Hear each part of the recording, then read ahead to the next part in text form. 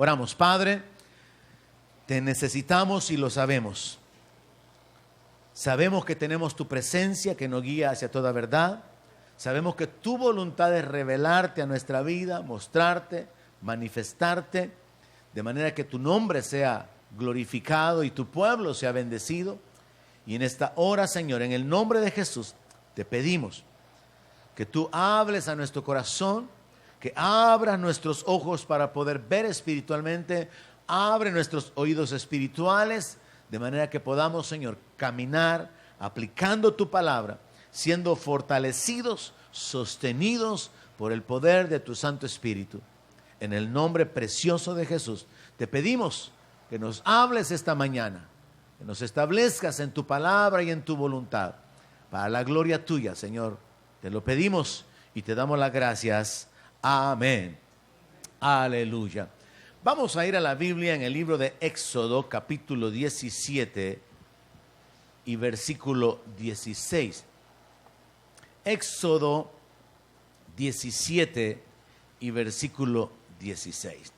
Hay una historia en la Biblia que se dio particularmente cuando el pueblo de Israel estaba saliendo de Egipto.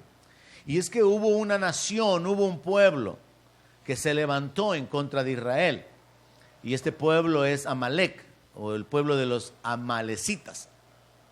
Espiritualmente hablando, se establece que Amalek representa la carne, porque en la Biblia encontramos que todas las cosas que fueron escritas en el Antiguo Testamento no solamente fueron escritas para nuestro beneficio, sino que todas estas cosas eran sombra, eran figura de lo que había de venir, de manera que el cordero que sacrificaban los sacerdotes era figura de Cristo.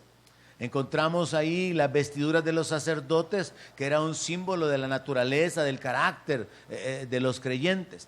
Encontramos una gran cantidad de figuras en el Antiguo Testamento que en el Nuevo Testamento van tomando un sentido, una claridad mayor, y que en la consumación de todas las cosas van a quedar establecidas completamente.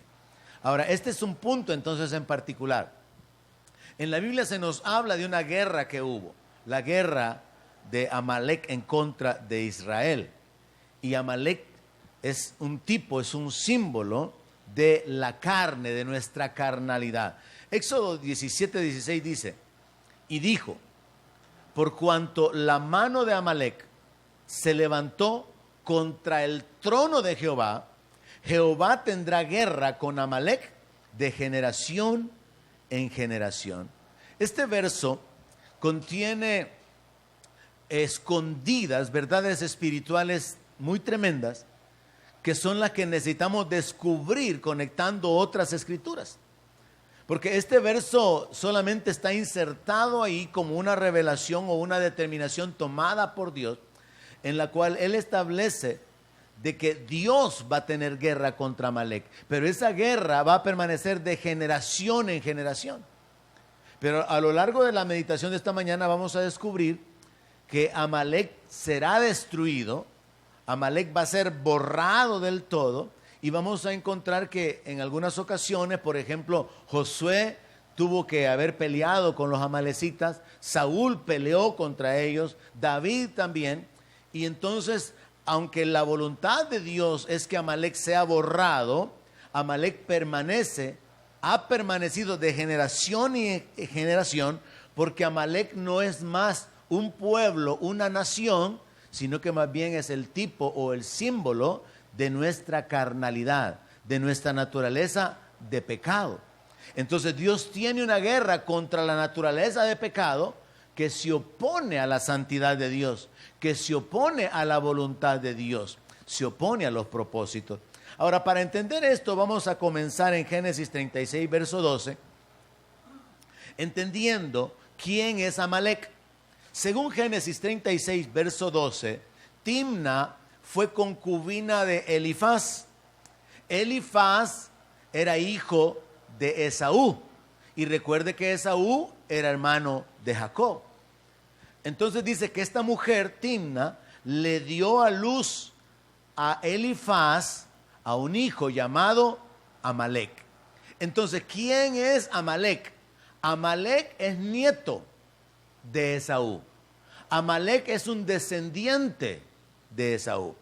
Cuando pensamos en esto, quiero poner en su mente la historia de algunos hermanos famosos en la Biblia. La primera pareja, Caín y Abel. Ahora, según la Biblia, Caín era del maligno y Caín mató a Abel. La segunda pareja de hermanos famosos en la Escritura son Ismael e Isaac. Ismael es el hijo que nació de Agar. Ismael es el hijo que nació por el esfuerzo humano, nació por la carne de Abraham.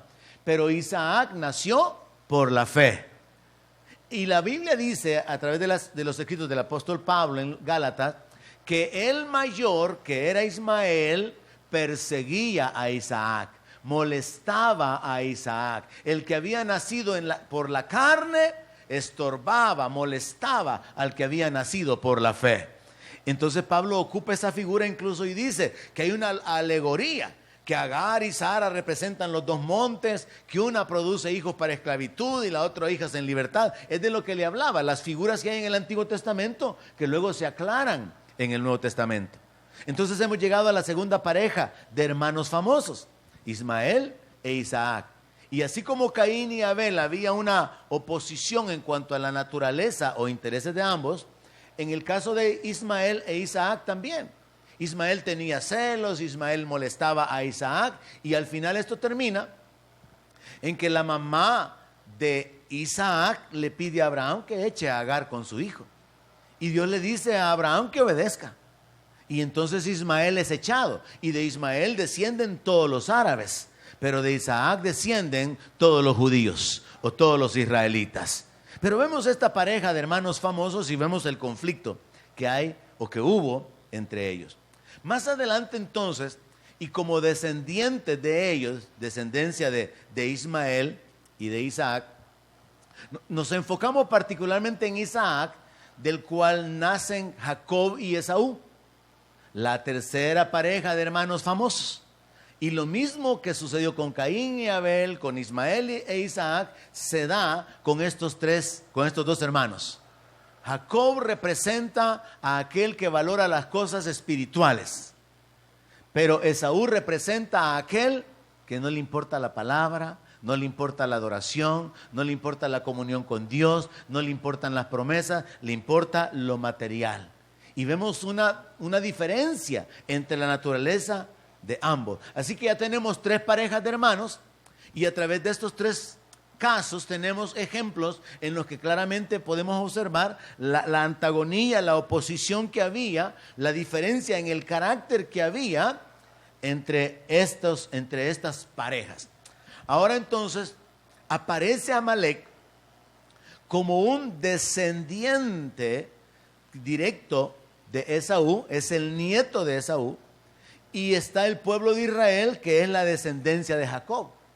Ya no se habla más de hermanos, sino que ahora se habla de descendencia.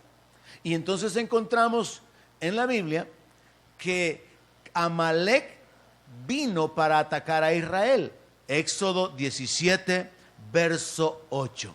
Cuando hablamos de Amalek, hablamos de los descendientes de Esaú. Y cuando hablamos de Israel, hablamos de los descendientes de Jacob, a quien Dios le cambió el nombre. Dios le puso Israel, porque su verdadero nombre era Jacob. Entonces, en Éxodo 17, 18, dice que vino Amalek y peleó contra Israel. El descendiente de Esaú viene a pelear contra el descendiente o los descendientes de Jacob. Y el mismo conflicto que hubo entre Caín y Abel, que hubo entre Ismael e Isaac, y que hubo al final entre Jacob y Esaú, ahora se manifiesta en su descendencia. Pero todo esto, hermanos, solo es una figura de la guerra espiritual de la cual nosotros tenemos parte actualmente. Y hay que entender, hay que identificar quién es Amalek. Y hay que identificar qué tenemos que hacer con Amalek. ¿Cuál es esta guerra con Amalek? Porque la Biblia nos enseña que Dios tiene guerra con Amalek, pero no existe un pueblo ahorita No existe una nación de amalecitas. Sí pueden haber descendientes por ahí, sí puede haber una línea genealógica que podía trazarnos hasta estos orígenes, pero no existe una nación como tal. Y Dios no es que tenga una guerra contra una nación en particular, sino que este asunto se vuelve espiritual. Y por eso la palabra de Dios en el texto que leíamos de Éxodo 17 dice: Jehová tendrá guerra con Amalec de generación en generación. Y esa es la guerra en la que nosotros tenemos parte ahora. Así que establezcamos entonces: Amalec es descendiente de Saúl, Israel es la descendencia de Jacob. Amalec ataca a Israel. Amalec, la carne, ataca al pueblo de Dios, ataca a aquel que tiene interés por las cosas espirituales. Y veamos cómo lo hicieron. Deuteronomio capítulo 25, verso 17 nos da algunos detalles. Detalles que quiero que preste atención porque usted va a tener que aplicarlos en su vida posteriormente. Esto no es simplemente una historia, no es un asunto de historia bíblica, es un asunto de principios espirituales. Y si usted sale de aquí con el entendimiento de que Amalec es un enemigo con el cual usted tiene guerra y que es un enemigo que vive con usted y que tiene que destruirlo, tiene que llegar al punto de saber: ¿y cómo logro vencer a Amalec? Porque uno de los puntos más importantes en lo que tenemos que detenernos esta mañana es este: si usted no destruye a Amalec, Amalec lo va a destruir a usted. Si usted no mata su carne, por su carne usted va a terminar destruido. Ese es el principio que está escondido aquí. Y por eso es sumamente importante, sumamente interesante.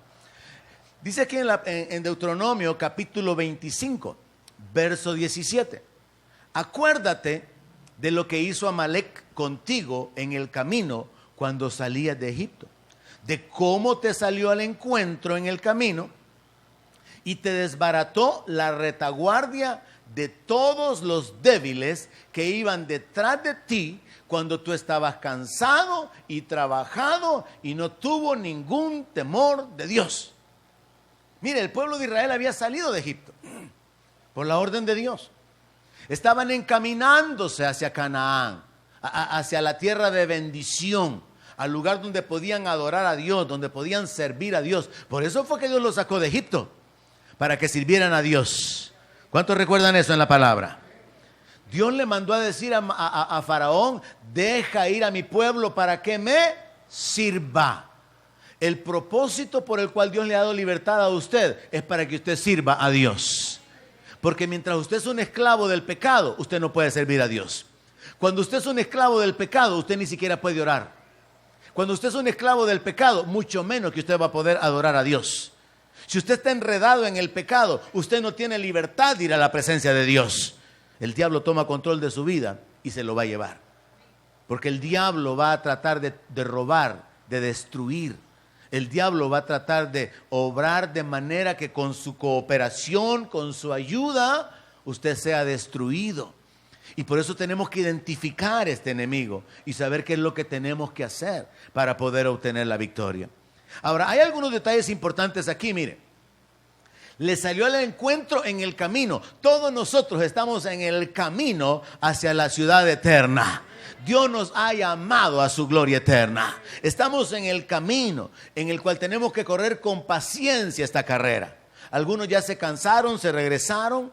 Algunos están cansaditos y están pensando detenerse. Otros están así un poco desanimados, otros se han enfriado, pero tenemos que perseverar con nuestros ojos puestos en Jesús, el autor y consumador de la fe. Porque cuando el diablo toma ventaja sobre la vida de una persona, la destruye inmediatamente y repentinamente. Entonces el diablo viene y usa a este enemigo, que es nuestra carne, para que en el camino venga y nos ataque. Ahora mire la estrategia: atacó la retaguardia. O sea, Amalec, contrario a otros reyes que se levantaron en contra de Israel, no se pusieron de frente, no discutieron sobre territorio, no discutieron sobre riqueza, sobre dominio del uno sobre el otro y se dispusieron hacia la guerra. No, Amalec llegó traicioneramente, Amalec llegó por detrás. Y así es como actúa nuestra carne. Su carne va a surgir, esa pasión que usted no ha matado. esos sentimientos que usted anda considerando, esos pensamientos que usted anda chineando, de repente surgen, se convierten en una pasión que lo controlan. Cuando usted está débil, cuando usted está cansado, cuando usted está ocupado, cuando usted está perturbado por las deudas, las cuentas, el trabajo, los problemas, sus pasiones van a surgir dentro de usted mismo y lo van a destruir. Cuando usted está cansado y débil porque no ha orado. Porque Jesús dijo, vengan a mí los que están trabajados y cargados, y yo los haré descansar. Alguien que está descansado está listo para la guerra. Pero un creyente que está cargado, que está trabajado, que está afanado, no puede ir a la guerra. Y es así como el enemigo toma ventaja usando nuestra propia carne. Mire, es interesante establecer que el creyente tiene que luchar contra el mundo, tiene que luchar contra su propia carne y tiene que luchar contra el diablo. Hay que resistir al diablo. No hay que amar al mundo ni las cosas que están en el mundo, pero tenemos que hacer morir lo terrenal. Son los tres enemigos del creyente: el mundo, la carne y el diablo. Ahora, nosotros muchas veces nos acercamos demasiado al mundo. En otras ocasiones no resistimos lo suficiente al diablo y en el peor de los casos alimentamos nuestra carne con pensamientos, con sentimientos, con ideas que a la larga van a traer destrucción. Entonces esto no es un asunto de una historia, de una guerra más. Esto no es un asunto de un nombre, de una nación que se levantó en contra de Israel. No, tiene un simbolismo espiritual. Y por eso dice que Dios tiene guerra contra Amalek hasta que borre de la faz de la tierra ese nombre. Porque Dios va a borrar toda carnalidad. ¿Cómo? A través de la conversión de los creyentes, vamos haciendo morir y nos crucificamos juntamente con Cristo. Y entonces somos parte de un pueblo santo, escogido, real sacerdocio. Pero luego aquellos que ni aun con los juicios de la gran tribulación se arrepienten de sus adulterios, de sus homicidios, de sus hechicerías, viene el juicio de Dios y los remueve. Porque al final Dios va a establecer su reino. Dios va a barrer, a borrar de la faz de la tierra el nombre de Amalek, que representa la carnalidad del ser humano, que representa la naturaleza de pecado. Vemos aquí una característica final, y es que no tuvo ningún temor de Dios. Nuestra carne no tiene temor de Dios. Nuestra naturaleza de pecado se la juega. Así como que, vamos a ver cómo salimos, lo voy a hacer. Y no pensamos en detenernos de nuestras acciones porque no hay temor de Dios.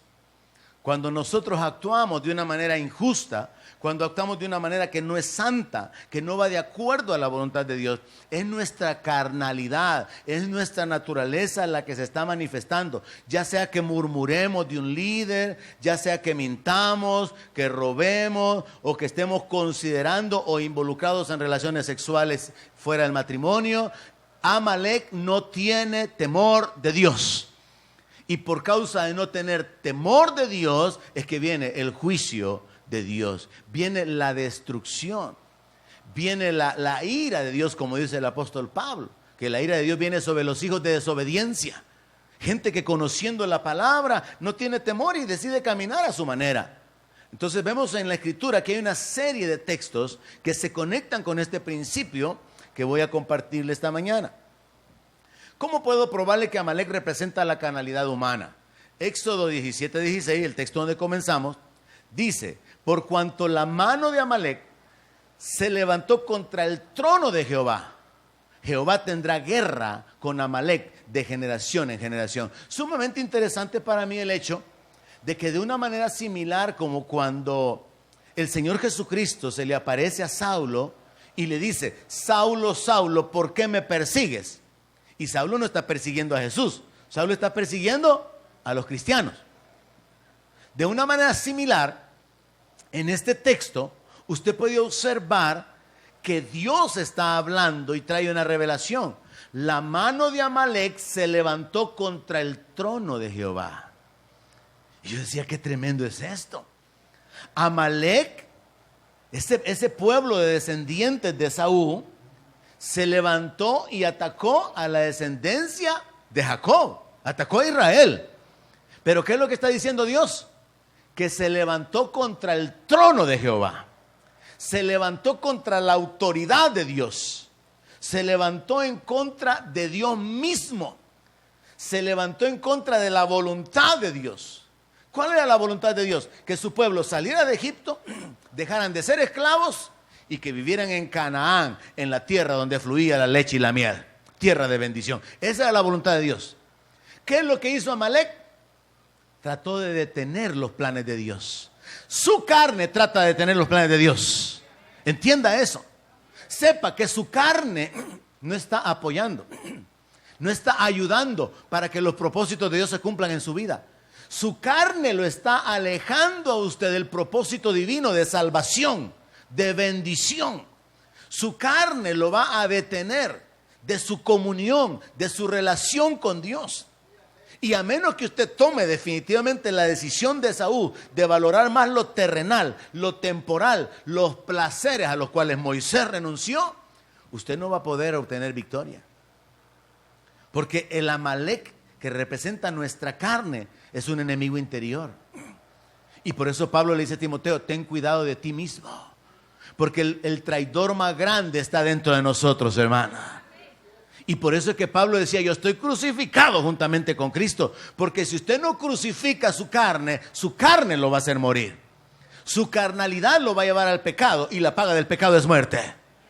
Hay demasiados cristianos que habiendo estado en el evangelio, permaneciendo años, llegan a un punto donde llegan a creer que pueden vivir en el pecado sin que les pase nada.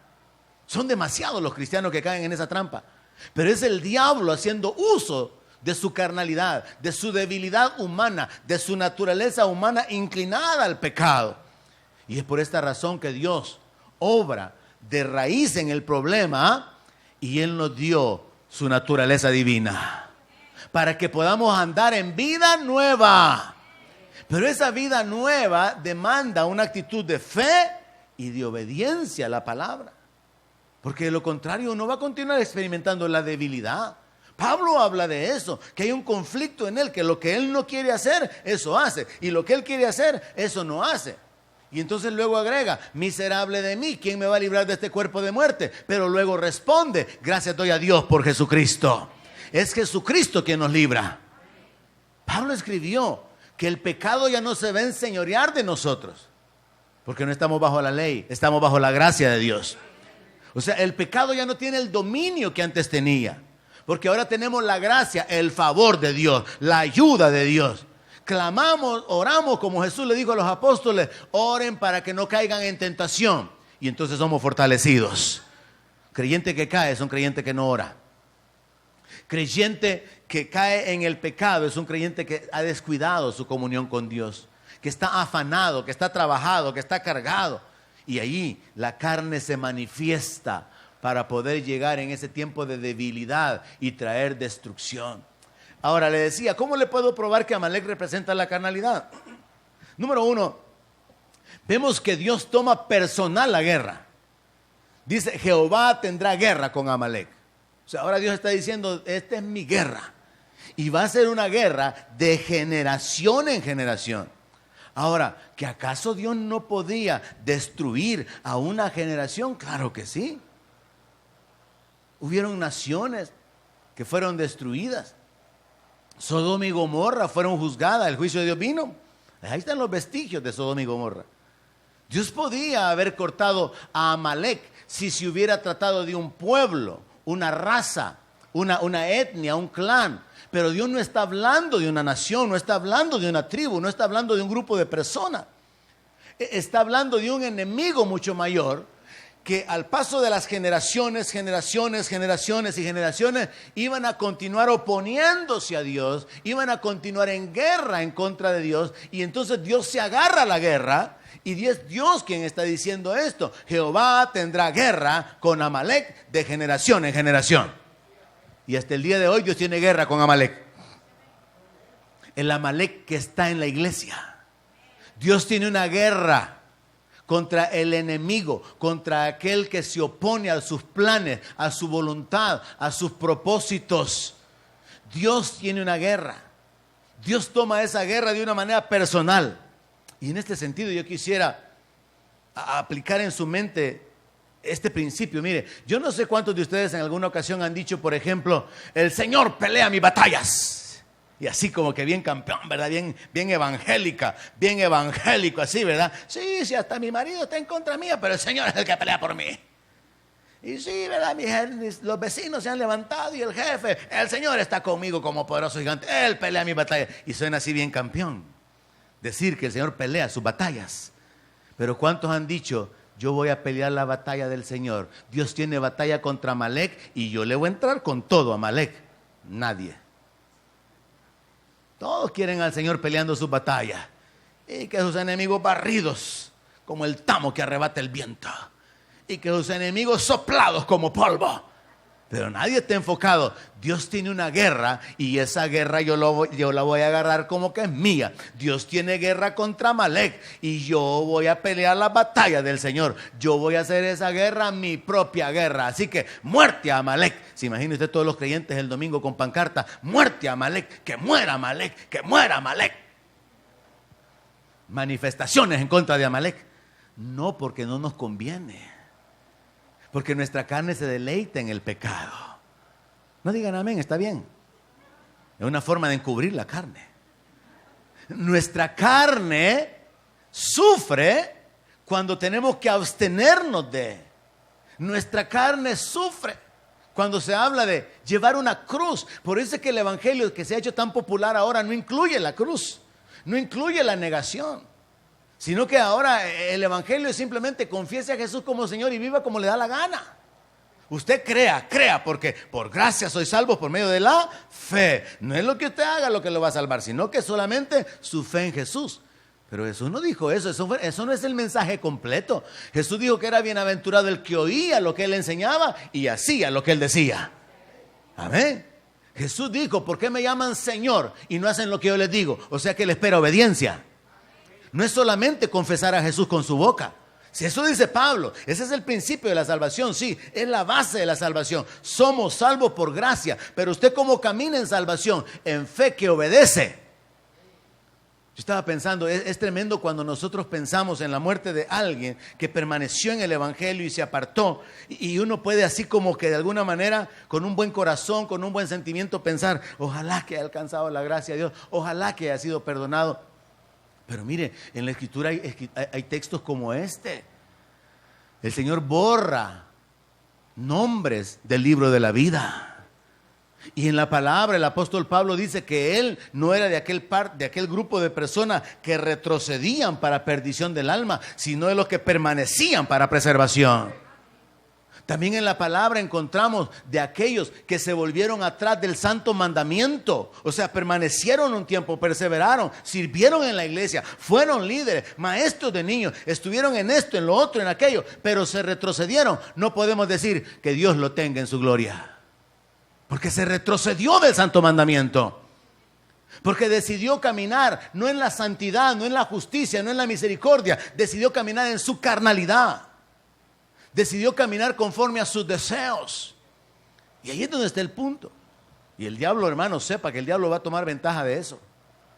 El mundo resulta atractivo para nuestra carne.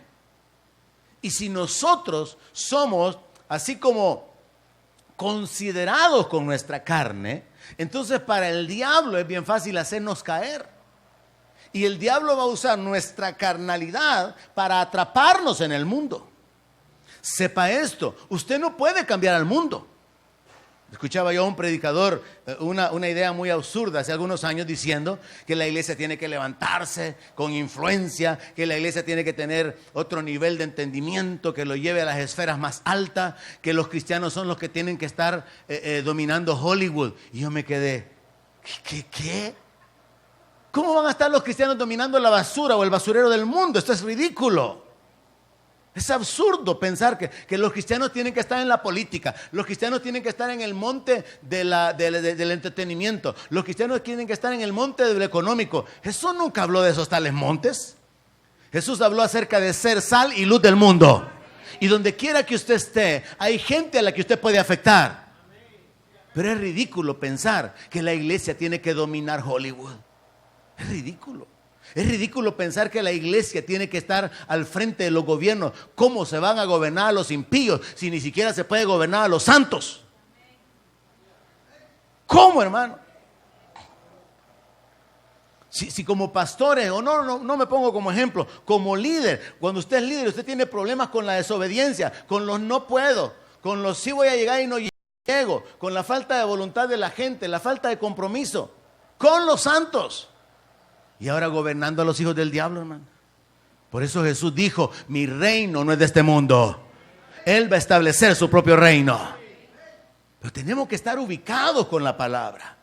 Tenemos que estar plantados con entendimiento, con discernimiento. Así que sepa esto, usted va a tener que enfrentar el mundo y las atracciones del mundo.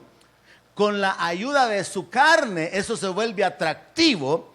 Y con el empuje del diablo, eso se vuelve algo que los cristianos no logran vencer. El diablo, la carne y el mundo han destruido a muchos creyentes.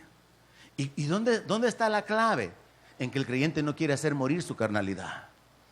El creyente quiere vivir según sus pasiones, según sus deseos. Cree que no es pecado murmurar, cree que no es pecado el andar en pleitos, cree que no es pecado robar un poquito porque a este viejo injusto si esto ni cosquilla le hace y además ¿qué más me debe? Y se justifican las acciones, y se justifican las conductas, se justifica el maltrato, se justifica todo el pecado.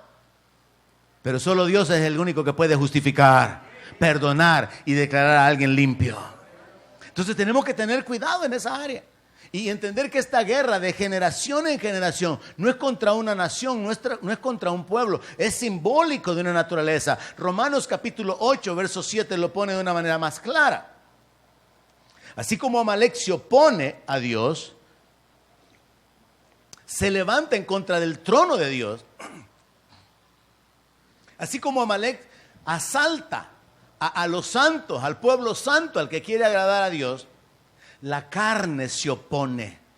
Los designios de la carne, los intereses de nuestra carnalidad, de nuestras pasiones que no han sido crucificadas. Romanos capítulo 8, verso 7 dice, por cuanto los designios de la carne son enemistad contra Dios, porque no se sujetan a la ley de Dios, ni tampoco pueden. Y los que viven según la carne no pueden agradar a Dios, aunque digan que son cristianos. Miles de personas dicen que son cristianos, pero viven según la carne, viven en la vanidad de su mente, enfocados en el materialismo, enfocados en los pecados sexuales, enfocados en las injusticias, dureza de corazón, falta de misericordia, maldad, mentiras, celos, contienda. El apóstol Pablo habla sobre todo esto en Gálatas 5. Dice, manifiestas son las obras de la carne, que son adulterio. Muchos cristianos no tienen problema con eso. Fornicación. Muchos jóvenes piensan de que no van a haber consecuencias. Inmundicia, lascivia, idolatría, hechicerías, enemistades. Muchos cristianos están en enemistades y piensan que eso no es problema, porque la otra persona tuvo la culpa. Pleitos, celos. Mujeres celosas que celan al marido hasta con una escoba. Hombres celosos, enfermos que andan hostigando a su mujercita, que una mejor que esa no se podían haber conseguido, pero están hostigando, controlando, llamando por teléfono, acusando. Y piensan que está bien. Manifiestas son las obras de la carne, dice el apóstol.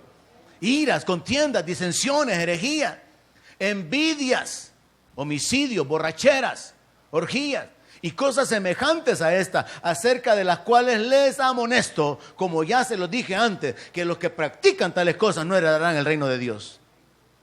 Pablo habla claro, hermano. Es el evangelio que se predica ahora, el que se ha mezclado para diluirlo. Se ha mezclado con un mensaje motivacional. Se ha mezclado con un mensaje así que incluye filosofía, que incluye pensamientos muy particulares de la gente que interpreta de forma privada la Biblia. Pero ese no es el evangelio de Jesucristo.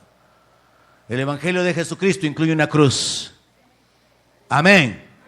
El evangelio de Jesucristo incluye seguirlo a Él cada día, no solo el domingo, sino que significa voy a vivir según sus enseñanzas, voy a vivir según sus mandamientos. ¿O no fue eso lo que Jesús dijo cuando los apóstoles les dijo que fueran a ser discípulos? Les dijo, vayan a todas las naciones, hagan discípulos y enséñenles que guarden las cosas que yo les he mandado. Pero como no estamos bajo la ley, la iglesia evangélica piensa que no hay mandamientos. Estoy hablando en términos generales. La iglesia evangélica no piensa en términos de ley, en términos de prohibiciones. Y entonces no hay prohibiciones sobre la vestimenta, no hay prohibiciones sobre tatuajes, no hay prohibiciones sobre pelo largo, porque como dicen algunos americanos, no, si es que ya no estamos en la ley, entonces todo eso está permitido, porque son cosas que son modas que pasan. Sí, pero el carácter de Dios y el temor de Dios se refleja a través de nuestra conducta, a través de nuestras actitudes. Y los principios espirituales de la honestidad, la verdad, la justicia, la misericordia, la santidad, siguen vigentes y esos no cambian. Sí, hermano, puede parecer hasta ridículo. Yo me recuerdo, en mi tiempo, la moda era el pantalón campana. Y si uno no tenía pantalón campana, andaba fuera de onda, andaba atrasado. Pero ¿qué más atrasado podía andar uno si andaban los pantalones rotos? Y las mamás le pasaban un cuadro en la parte de atrás a las dos partes del pantalón y le cosía ahí, y eso para uno era una vergüenza. Andar un pantalón roto de la rodilla, Dios mío, si uno tenía que andar disimulando así, andaba roto el pantalón. Pero ahora la moda, mientras más rajado mejor. Y las hermanas se sienten bien galán enseñando sus piernas con los pantalones todos rajados, porque no hay conciencia. Yo me acuerdo que antes se burlaban de uno. Estaba grande el muerto, ¿verdad? Si le quedaba grande la camisa. Estaba chiquito el difunto, ¿verdad? Si le quedaba muy pequeña. Pero ahora hay unas hermanas que a saber cómo se meten en las ropas. Hay unos pantalones que usan algunas hermanas que a saber cómo hicieron, saltando ahí, hasta que lo lograron. Y vienen tarde a la iglesia. Media hora en meterse en el pantalón. Recuerde que estoy predicando para el mundo entero. El CCF solamente es la congregación que me sostiene para poder predicar la verdad del Evangelio de Cristo. Entonces no existe un entendimiento. ¿Y qué es el Evangelio? Pues es vivir en el temor de Dios. Es vivir procurando, dispuesto con toda la inclinación del corazón de agradar a Dios. Luchando, resistiendo contra el pecado, no tolerando ni justificando el pecado, sino luchando. Pablo ocupa esta figura con los hebreos diciéndole: ustedes no han tenido que sangrar resistiendo al pecado y ya se les olvidó la amonestación que se les ha hecho. O sea, está diciendo: mire, no hay nadie que diga mejor me muero pero no peco. No. Y aunque se esté sangrando, hay gente que sí da su vida por un partido político. Hay gente que se muere por ir a ver un partido de fútbol de su equipo favorito y pueden gastarse todo. Hay gente que se muere, se mata por una mujer, por un hombre, pero que digan: me voy a morir por no pecar. Es igual al ejemplo de muerte a Amalek. Que se muera, muerte a Amalek.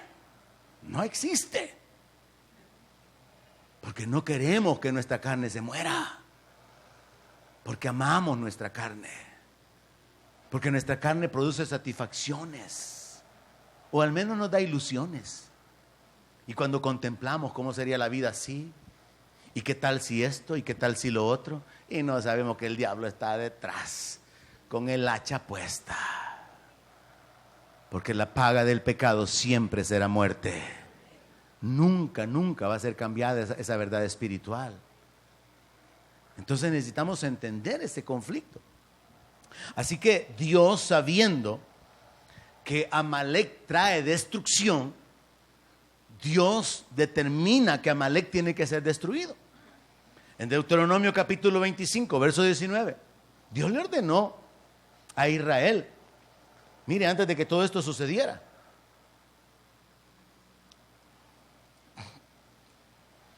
de los conflictos que se dieron posteriormente en el reino, en el tiempo de Saúl, en el tiempo de David, Dios le ordenó a Israel destruir a Amalek cuando llegara a Canaán.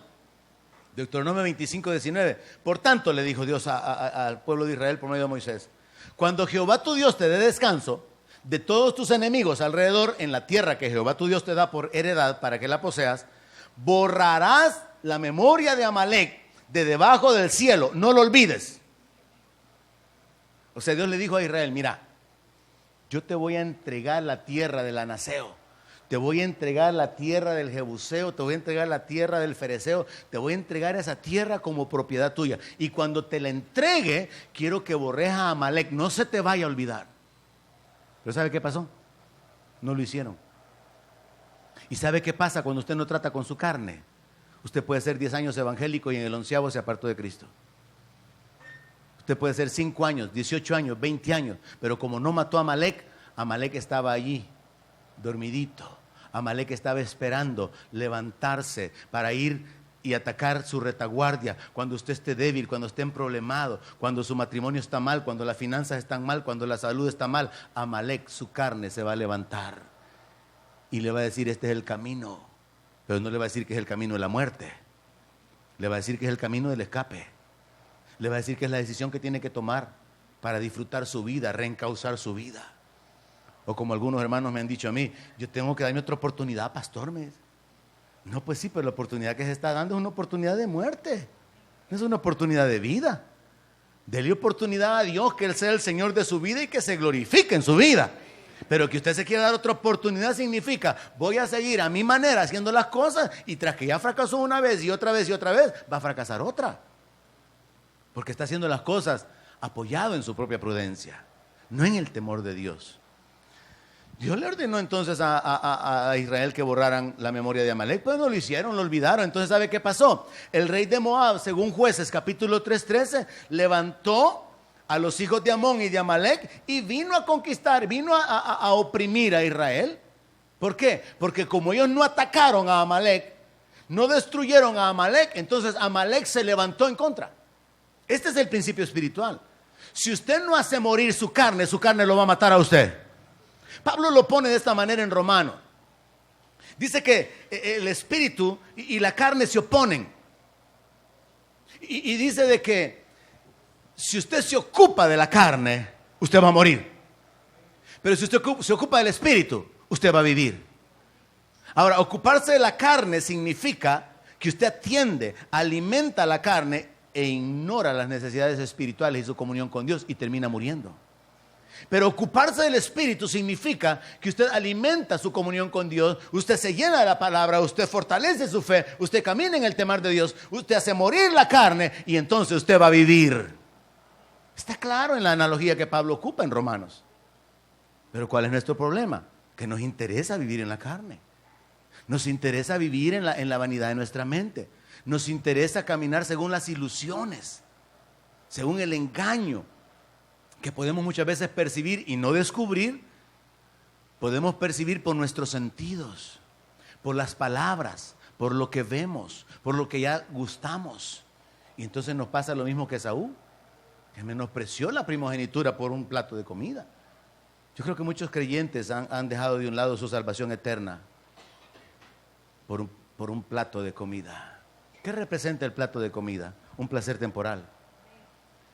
Muchos creyentes volvieron atrás por una mujer. Muchas mujeres volvieron atrás por un hombre que les dijo: la iglesia o yo, y si no, no te doy ni 5. Muchos cristianos volvieron atrás, comenzando en su etapa, porque se encontraba una noviecita que: ay, no, si vas a ser loco fanático, no, porque mira, a mí me gusta bailar. Así que o te venís conmigo al baile o te vas para tu iglesita. Me voy contigo, mi amor, contigo hasta el infierno.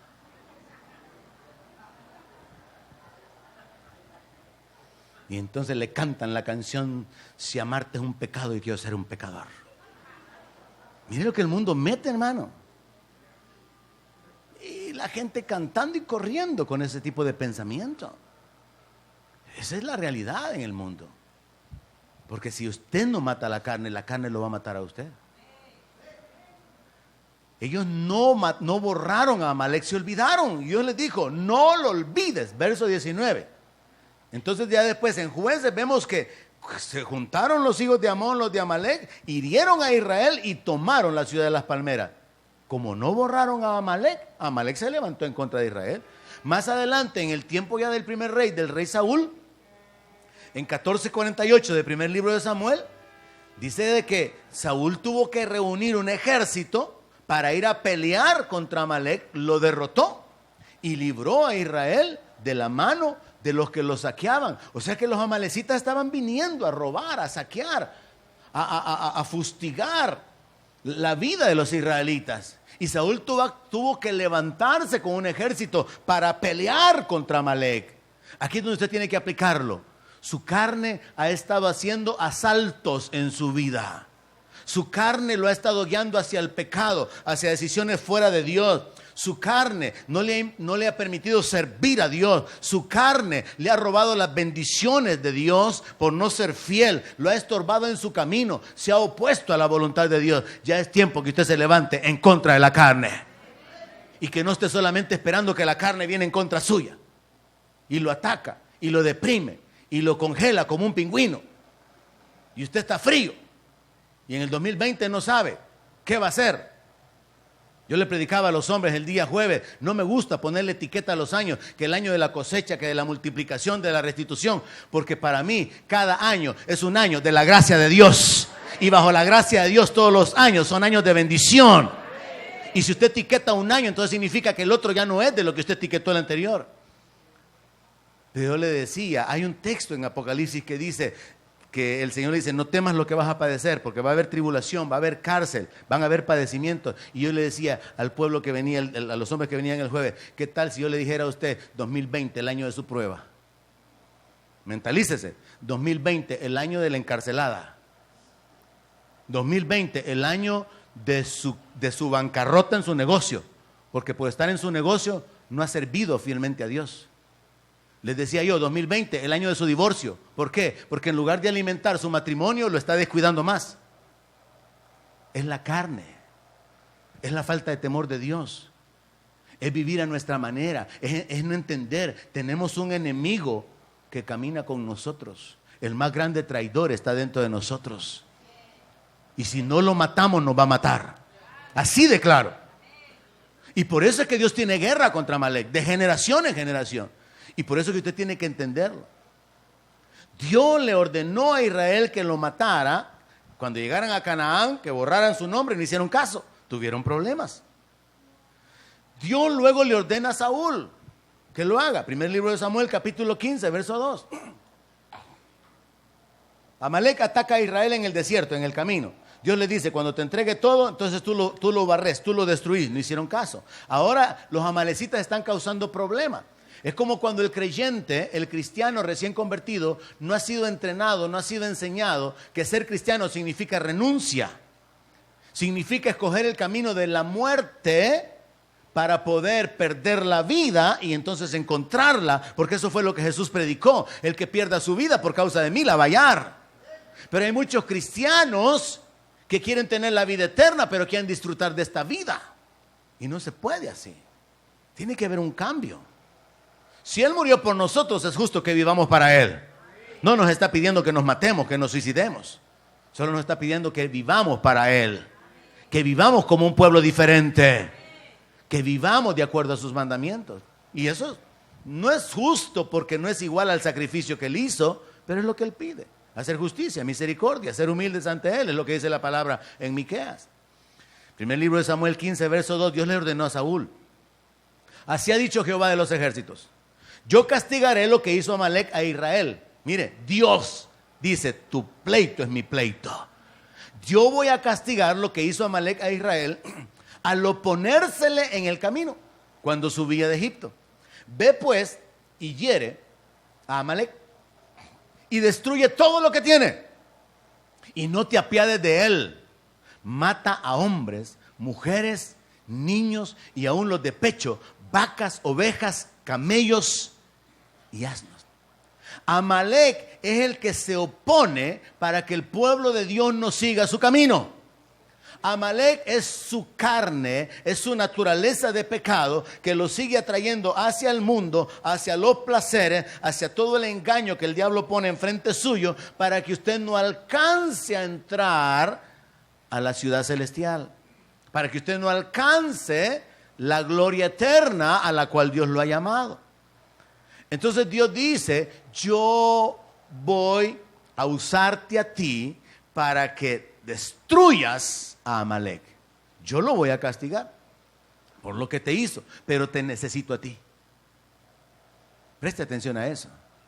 Dios tiene guerra contra Amalek, pero necesita que usted lo mate. Porque si Dios mata a Amalek, lo mata a usted. ¿Me está entendiendo? Dios necesita que usted mate a Amalek. Porque si usted deja a Dios tratar con el Amalek que está en usted, usted se va a morir. Pero si usted es el que mata a Amalek, usted va a agradar a Dios.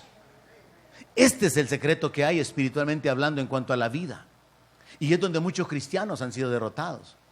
Por no matar a Amalek, se enfrentaron ante Dios en el juicio. Porque Dios tiene guerra contra Amalek, pero Dios le ordenó al pueblo de Israel que lo borraran. Dios ahora le ordena a Saúl: matar, destruir todo. Y esto, como es simbólico, aunque fue real e histórico, por causa de lo que hicieron, y Dios había dicho: el que los toca a ustedes, toca a la niña de mis ojos. Y Dios ya había dicho: naciones daré por ti, dice Jehová. Como este pueblo se levantó en contra de Israel, Dios iba a castigar a este pueblo. Pero espiritualmente la aplicación es que usted tiene que estar de tal manera consciente que su carnalidad lo asalta, se levanta, todo está tranquilito, pero de repente su carne se manifiesta en una cólera, en un pleito, en un celo, en una envidia, en una codicia. Y usted tiene que identificar al Amalek, así como el niño llorón, que lo despierta a la medianoche cuando tiene 3 meses. Usted tiene que identificar la carne cuando se está levantando. Solo que la diferencia sería que la mamá se levanta a dormir al niño, ¿verdad? Y usted tiene que levantarse para matar a Amalek. Tiene que crucificarlo.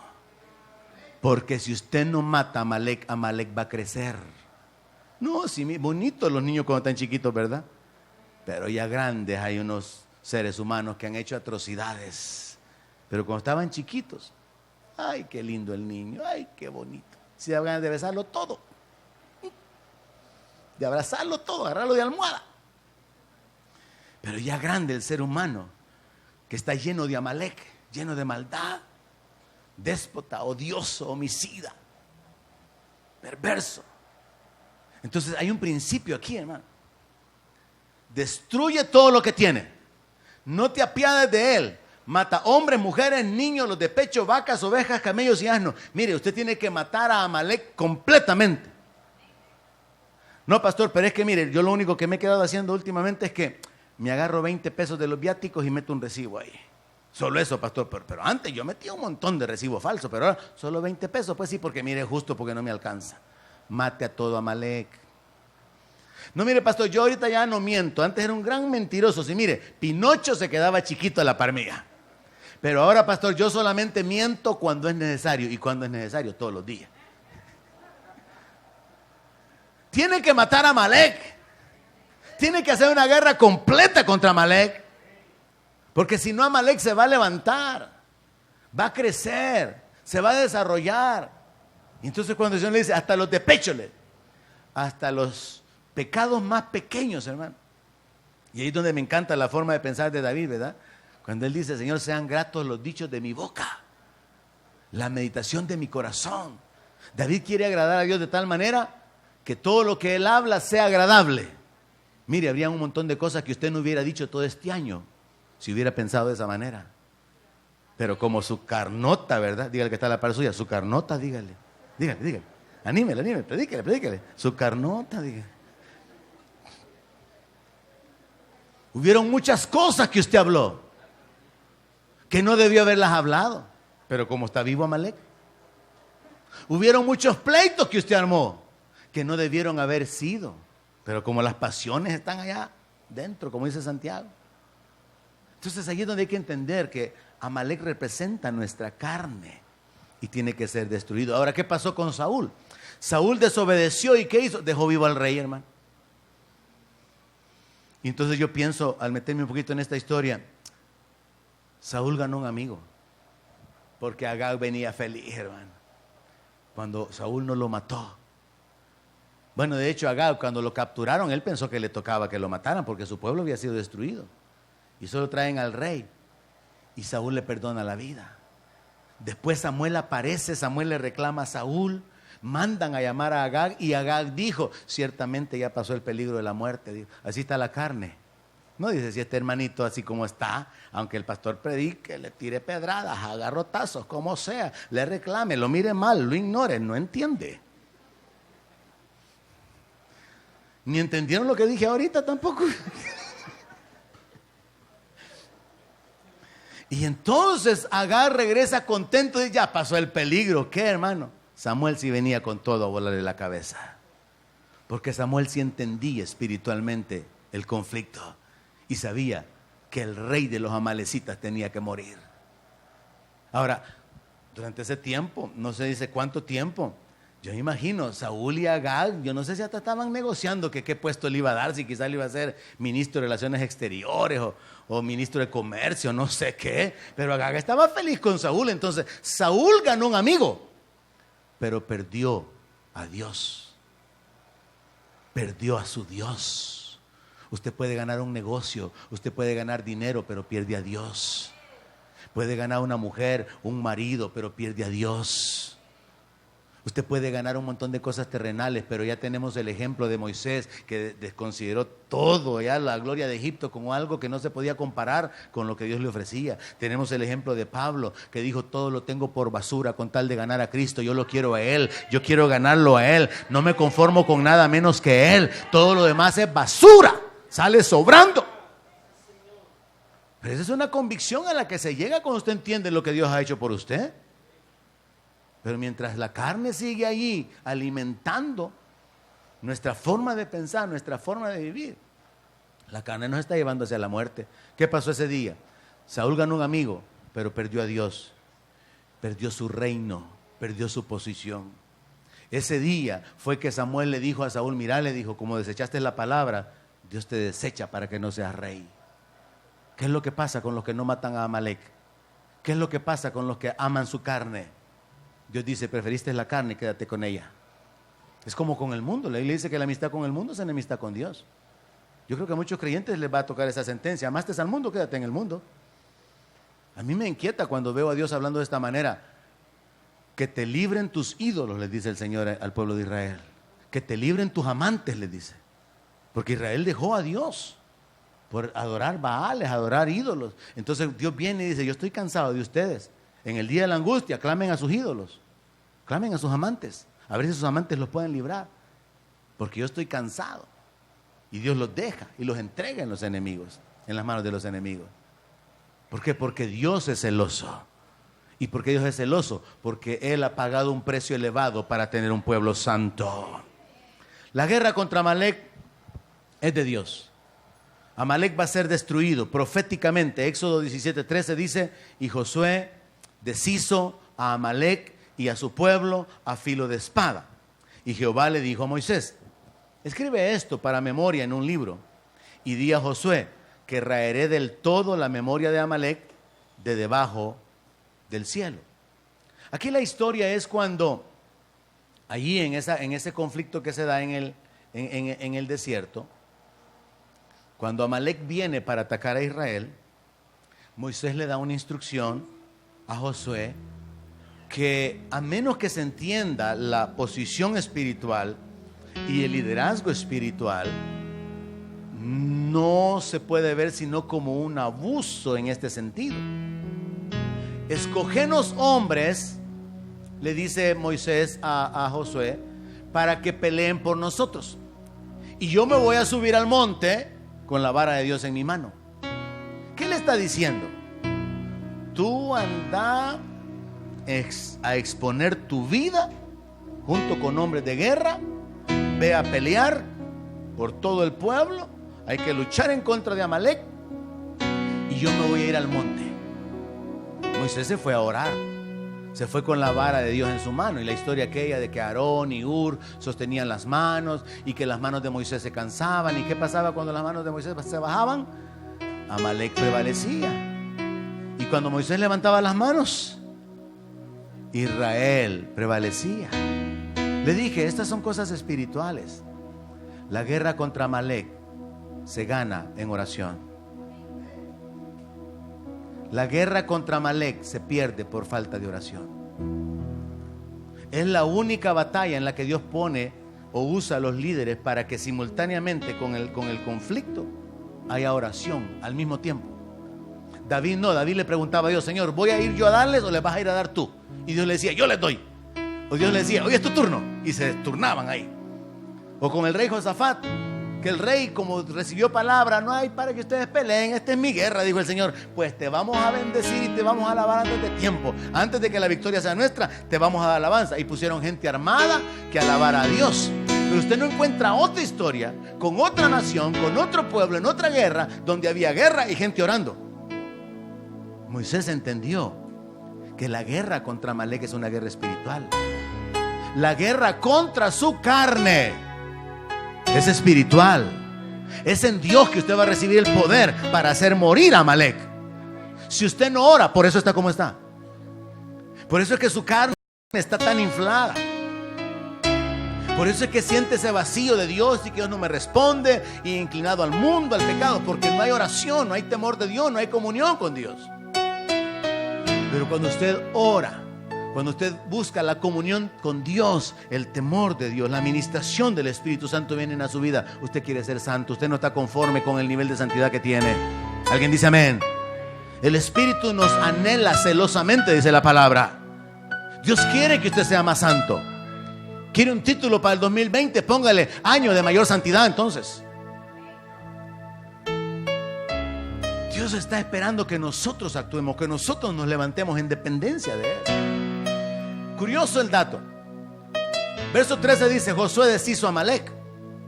Bueno, y si lo deshizo, ¿cómo es que Dios va a tener conflicto con Amalek por generación y generación? Es que resulta que no es cierto que lo deshizo.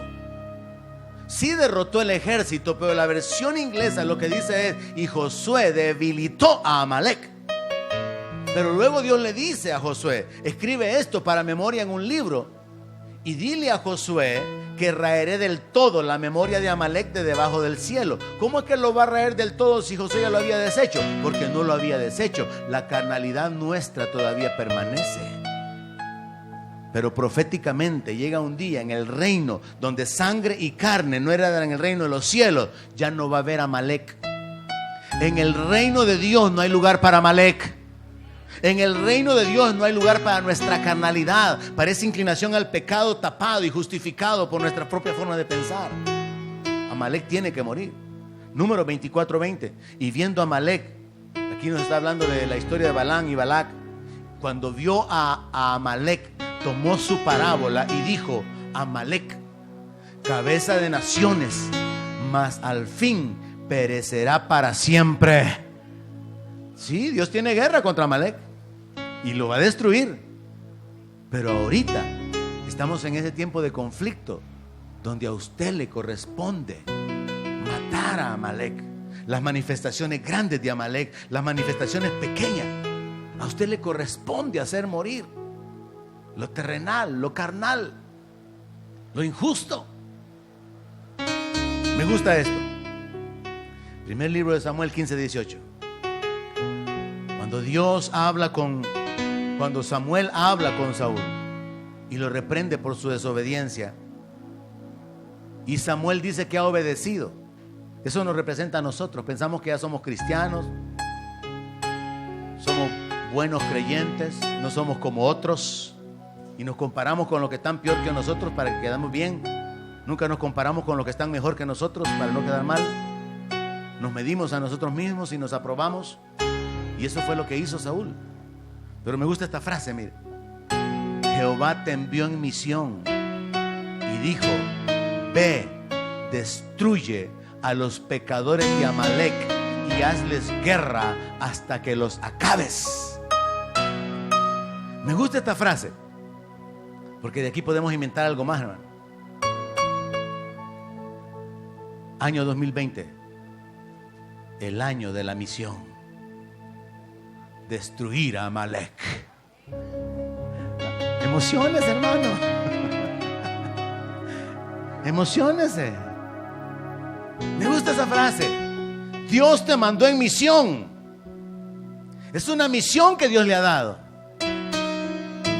Y usted igual que Sansón, buscando novia, buscando de jugar, buscando leones muertos, buscando miel, buscando hacer negocios con los impíos, buscando echar suertes y hacer juegos, y buscando la bailada y buscando el entretenimiento.